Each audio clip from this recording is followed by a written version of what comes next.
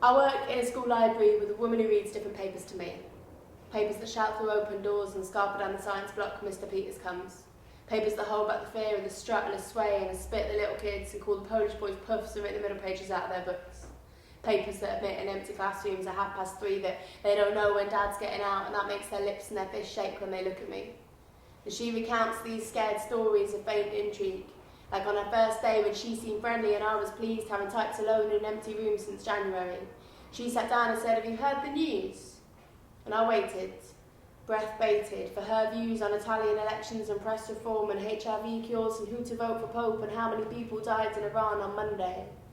But all of that paled in comparison to Pippi Middleton's yellow coat and boys marrying grandmothers and somewhere not English and capital letters of arson and attack and none of it deserved and the Queen's diarrhea and Prince Charles smiling and another one drinking and Kate Middleton's hat and she's pregnant. Did you hear that she's pregnant? And in between these fleeting tastes of the world outside, the books and the walls, she plays the lottery. She says it's her only toe dip into accountancy. It's her husband who normally deals with the money, but her luck's coming up, she can feel it, that change on the breeze. But she'd never give it to charity though. I mean, who can you trust? You don't know what they'd do with it. She took over the books like conquering lands with the plastic cubes in risk. She says there's too many, takes them to the tip in boxes that get caught in the boot of her car, they're piled so high. And the ones that are left, well, the kids don't treat them the way she wants them to treat them. Like the girl who never wears her tie or blazer, pug-faced from indignation, told there's no time for you, go back to class. But she can't go back empty-handed, so she slaps a grab at Horrid Henry, Volume 3, but the librarian, quick to save her loot, smacks her palm down to protect it, skin on skin. And all those Daily Mail headlines pace the walls, and I see her imprinted in every one as the girl explodes into tears and looks at me. Miss? Question mark. Go back to class. And there were statements half-heartedly taken. And I don't lie, I just keep quiet, and nothing comes of it because everyone's too terrified of anything coming of it. And World Book Day comes, with a briefcase and a suit, and he hands me his coat and tells me his coffee's too strong and instructs the kids to silence with the story of his tie. His tie's got a TARDIS on. None of the kids know what a TARDIS is because Matt Smith is out and the plot got too tough, and "Sir, when can we go? I hate books." And he's stunned.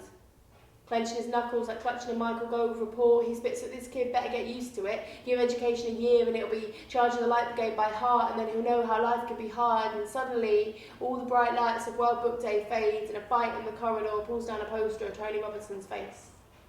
And her expressions change so quickly. Like she's slagging off Sita in the office for chewing too loudly, chewing too often, chewing the wrong thing, and then Sita walks in, and she grins. Starts bitching about the kids.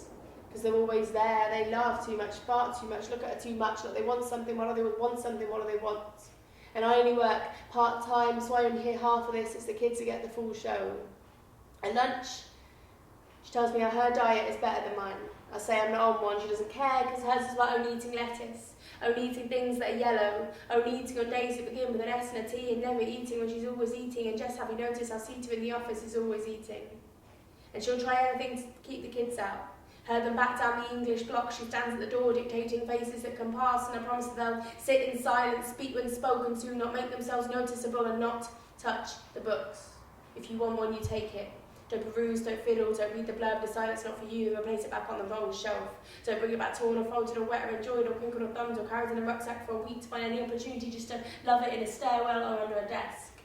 And if they do, they get a letter home, a ransom note.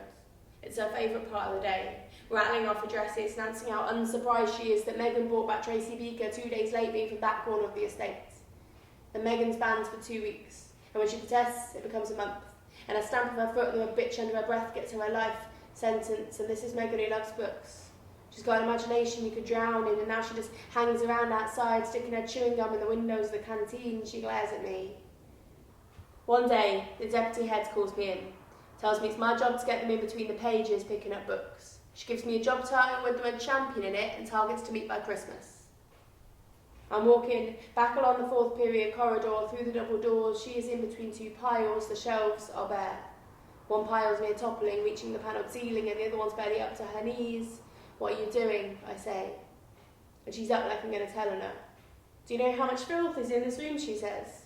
She's picking up titles from the highest pile, throwing them in the bin with the juice packets and the apple cores, listing their faults like it's my fault. The Kite Runner, Rape and buggery, Adrian Mole, masturbation, Jane Eyre, woman kept hostage against her will, White Teeth, cult religion, Black Beauty, bestiality, time traveller's wife, sex with a minor, Macbeth too violent, Regeneration too gay, Great Gatsby too much drinking, D.H. Lawrence, don't get me started.